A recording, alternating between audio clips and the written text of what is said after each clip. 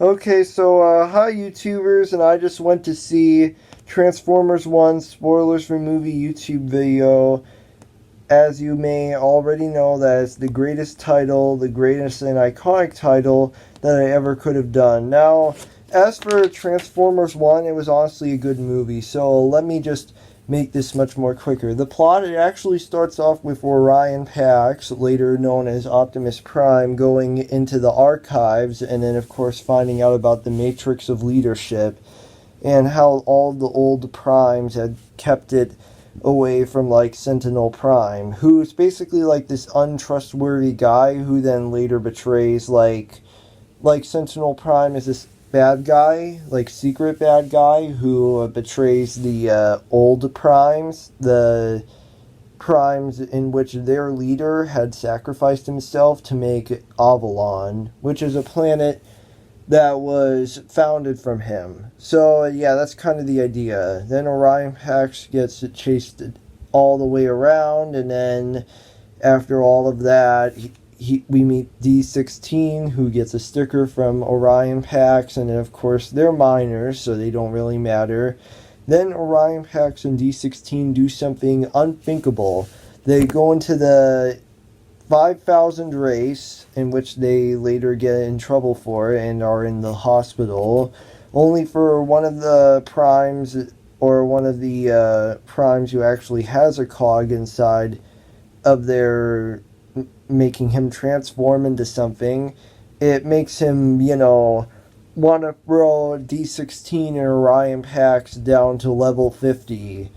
And of course, we meet Bumblebee, who at this point was basically just his whole entire job is to basically just watch garbage be put into the trash, be put into the incinerating garbage. And then, of course, we meet his three friends, Steve and the two robot friends that don't even talk. However, they find a thing from Steve, which is actually a map that will lead to the Matrix of Leadership. So, of course, D16 actually agrees to Orion Pax and Bumblebee's, they agree to their, on finding the Matrix of Leadership, and then, of course, Alita is actually also involved as well, after they, of course, the three of them hijack a train, keep Alita from going into the engine room of that train, and then, of course, they're all stuck. Then after they're stuck, they then go through a long journey, and then, of course, we meet the Quintessons. Basically, the Quintessons are, like, looking for them, and scanning for them, but they don't find them. However, what they do find is actually a old prime after going into a cave after reaching their destination. And he tells them the truth that Sentinel Prime is not a good guy and is indeed a secret bad guy, working for the Quintessonians. Basically, he's working for the evil aliens, the Quintessonians, who are actually getting paid by the energy that Sentinel Prime is forcing into like a huge debt with the Quintessonians for betraying the old primes that used to run Avalon. So because of all of that, they learn the truth of what Sentinel Prime, who he really is, and D16 gets angry. They almost get spotted. They then have cogs, which allows them to transform. Get it? Because they're Transformers. So they, of course, run away, or more so ride away, until they get caught by some other group that was also inspired by the Primes, and they witnessed Sentinel Prime's betrayal and everything. Then D16 starts to have a little bit of a Megatron inside of him, which then kind of has a conflict. After that, Sentinel Prime's forces pretty much captures everyone, well, except for Alita and Orion Pax. So then Alita gives Orion Pax a speech about how he may not be the best, but he does have hope. So that, of course, it tells them to, make an army and then use that army alongside the factory workers who were lied to to basically go after Sentinel Prime. And then, of course, we get a scene of how D16 and Bumblebee are, like, imprisoned along with the other ones that were imprisoned by Sentinel Prime. And then, of course, Alita and Orion Pax shove a, like, train right in front of the tower, which is kind of funny, if you will.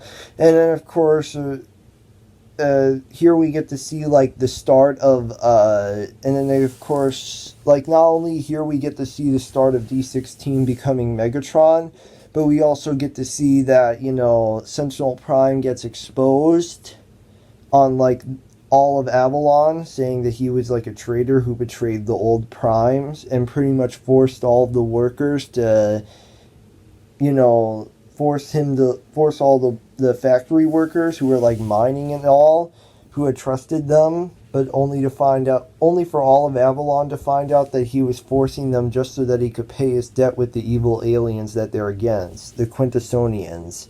So because of this, everyone in Avalon is outraged, and then, of course, that even gets more drama from it.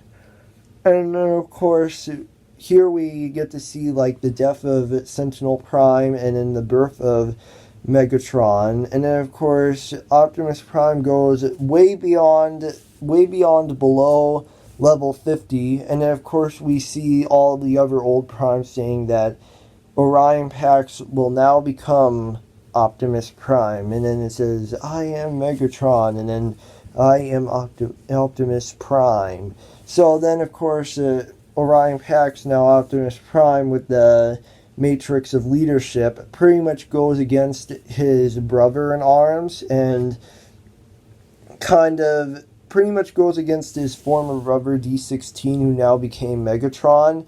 And then, of course, that's an epic battle, though it eventually ends with Optimus Prime winning.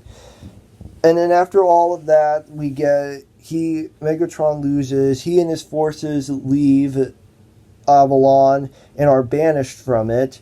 And then, of course, they found the Decepticons. So Sentinel Prime's death is now in honor of labeling themselves as the Decepticons. So, and then, of course, Optimus Prime labeling everyone else that's loyal to him as the Autobots. So this technically takes place, like, fun fact, this does take place like 3 billion years before the Michael Bay movies, which, fun fact, he's actually the producer, and Steven Spielberg is actually the executive producer.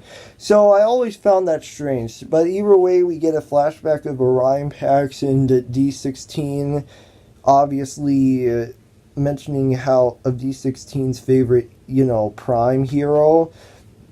And then, of course, they get a flashback of about how, like, the minds are tough, they're tougher, but he'll get over it. So they eventually do a fist bump, and then, of course, they go back in time. And Orion Pax, now Optimus Prime, realizing that D16 has fatally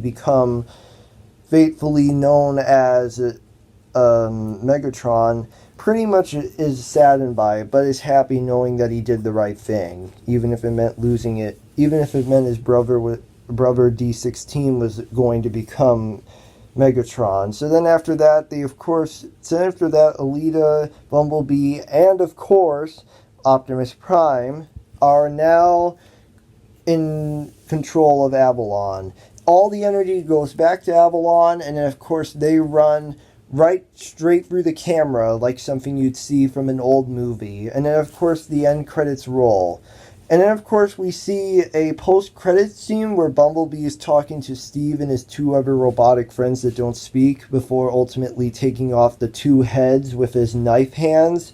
So that's one of the post-credits scene. And then the end credits scene right after all of that is when the birth of the Decepticons, and then and how it came to birth from the birth of the Decepticons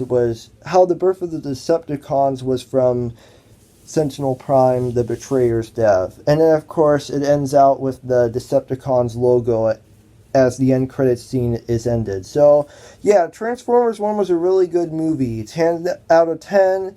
Yeah, 10 out of 10, and I guess that's it. So there's really nothing much to say. So yeah. Anyways, that's it for today. Peace out, bye bye. Yeah, peace out, bye bye.